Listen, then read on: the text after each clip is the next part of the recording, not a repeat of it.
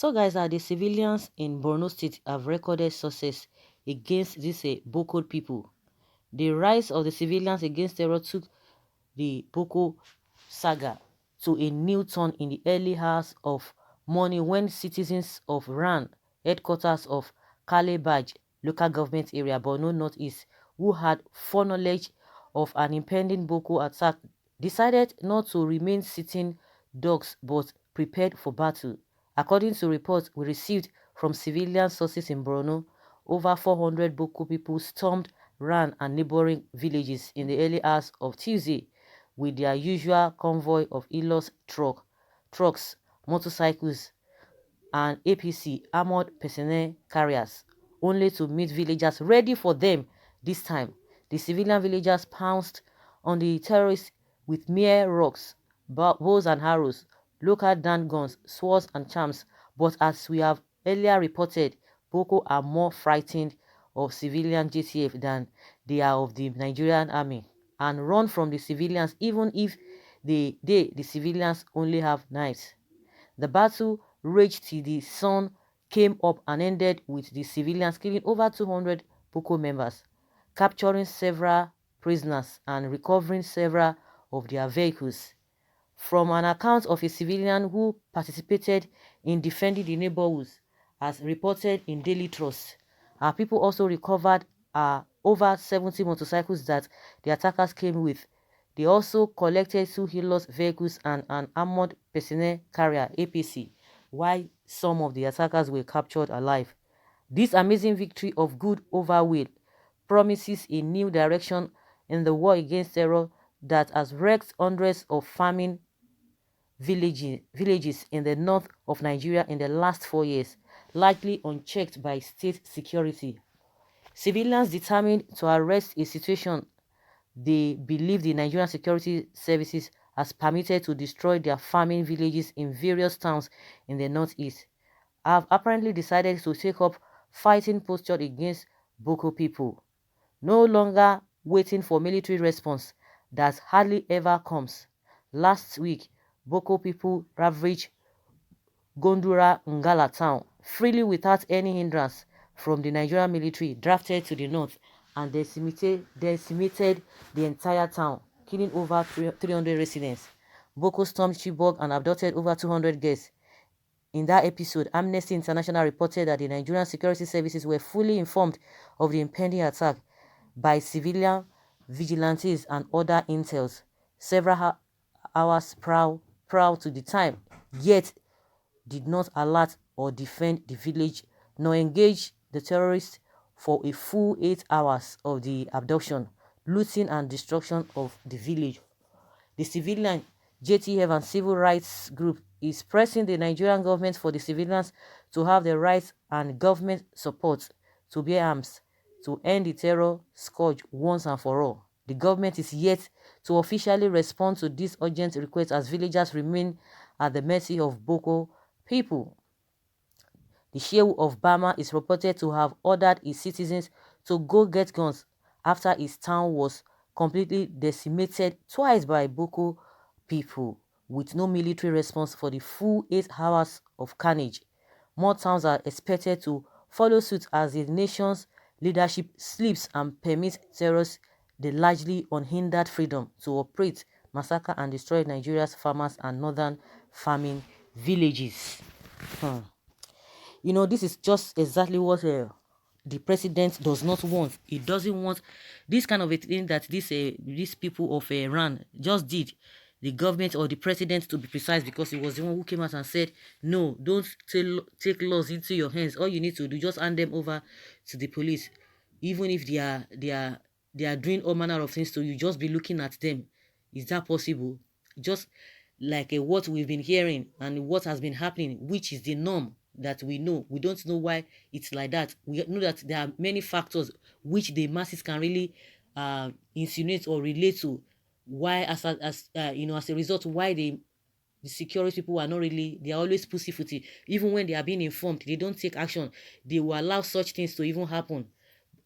After those people must have done whatever they wanted to do, they will go. That's when you now see security people coming in. And just like what we learned concerning the Chibok girls and other things happening, other incidents happening in those communities, these security people must have gotten information before then, and nothing will be done. It's not as if, oh, maybe they were taken unawares, or, oh, when they came to that particular villages or what have you, maybe the people could not even inform the security people, but they are always aware. And at the end of the day, nothing will be done. The end of the day, they will be telling you, oh, we condemn the act, we regret, we we are sorry. Or do they even say they are sorry? They always say, oh, we condemn the act. We hope the people will continue to live, with honestly, those are the statements you are going to be hearing from them. So does it mean the people are going to be like that? You just stay like that? And from all indications, even with this issue of Esme, nothing is being done. Nothing is being done. And now we're beginning to see that people are they are defending themselves. They are really defending themselves, because the government will tell you, don't do anything, just be looking at them. Even if those people are captured, they said just release them to the police people or the security people. But what will happen at the end of the day? They will release them, and this thing will still happen. It will happen over and over again. So if there's anything to go by with what we are hearing, I think it's a welcome development, because if the government that is saddled with the responsibility of protecting the people are not doing it, you have to protect yourselves. The unfortunate thing there is that these people are collecting money, they are receiving salaries to do this work, but yet they are not doing it. It's very, very unfortunate. And just like they said that the government is sleeping. It's sleeping. Even the request they have made to the government that let us allow us so that we'll be able to defend ourselves, so that our people whom we have chosen to even fight on our behalf, so that they will bear arms. They still have not answered them up to today. So you expect them to fold their hands. The same story, they will just come and console you. They will come and tell you, oh, they are sorry. They condemn the heart. It's like they are just waiting for such things to happen and to come and tell you, oh, we condemn the heart. We condemn the heart. For how long are they going to continue with that? So kudos to them, but the people themselves should not relax. Just like we had that they've had this information that these people are coming, but unfortunately for these Boko people, and they are very, very bad people. They didn't expect what they got, and these people really defeated them. Just like we've heard that they dealt with over 200 of them, over 200. And they recovered a lot of things, and those who they have captured, they recovered them. I think that is the best way to go. That is just the best way to go.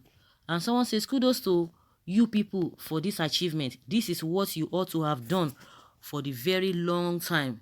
Congratulations. My fear, though, the federal security agents may go after these people because the president said no one should kill them, that you should bring them alive so that they will be given scholarship to study abroad. Of course, is that not what they are saying? Yes.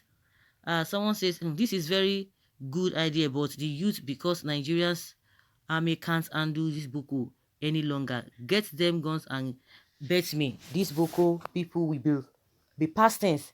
It is high time Easterners should prepare their own war against S-men that is killing Reverend Father and Christians. Someone say, yes, since the military are supporting the Boko, and that is why the killing is going on without any sign of ending. Let the people defend themselves and fight them. If they want the end of Boko, our government and military are supporting them. Your Excellency, over, sir, with due humility and honor, sir, I ask, should they be commended or prosecuted? Okay, somebody is asking the president. I don't believe this news. Show evidence. Of course, be there and be showing evidence. That's what some people just come and show evidence. If you want to see evidence, you travel to that place. Travel to BORNO and go and find out yourself. If you don't believe it, it don't matter that you believe. Some people don't tell you, show us evidence. If you don't, they have told you where it happened. Transport yourself and go to the place and ask them what happened. You can do that. They have given you little information. Then you go back and get the real information, or what you feel like you are doubting or you don't understand. You go there, you know they told you the village, the town, everything. Just take a bus and go there. You will get the whole truth there. Someone says, in fact, I am still surprised of what you have just published here. How can these civilians with machetes or few guns to kill almost 200 Boko people? And someone said, okay, thank you for that. Citizens in Borno are finally waking up to do what other tribes would have done long before now. Government is not up to its responsibility for reasons best known to them. Whatever this is the case, we should not fear death by hunger or terrorism until freedom is achieved. Someone say defend yourself. Announcing this kind of progress make these Boko people to be more aggressive on the people. Some of this information should be kept secret. Never sit aloof for your fellow man to kill you. Better fight to death. Cowardice is very rewarded. And someone says here that that is the evidence that the fight against terrorism by the government is being politicized. If the civilians can achieve this much, then it is shameful for the government not to have defeated Boko people. No wonder they will always oppose outside security information. The Nigerian law allows Nigeria to carry certain grades of guns. The sitting government, because of their agenda, is trying to stifle the law on self-defense and personal arms. This should be discouraged. That is what we are left with now. Stand up and defend what? And defend yourself. So guys, let us hear your opinion with this new development. Of course, some people are doubting Thomas's. They will be telling you, how did it happen? If you know that you are doubting it, the name of the village or the town has been mentioned. It's just for you to enter bus, transport yourself there, and go and get the full information. Then you come and tell us. It's a welcome development, which, like I said, and a lot of people have said that the government does not even want, and they are pussyfooty on even for what they are supposed to do in the first place. They are pussyfooty just to protect the people. I don't know why. Like someone says, the reasons are best known to them, but we can only speculate. Oh, could it be this? Could it be that? But in overall, people must defend themselves, because from all indications, the government is not just ready. So guys, leave your comments below and let's have your own take concerning this.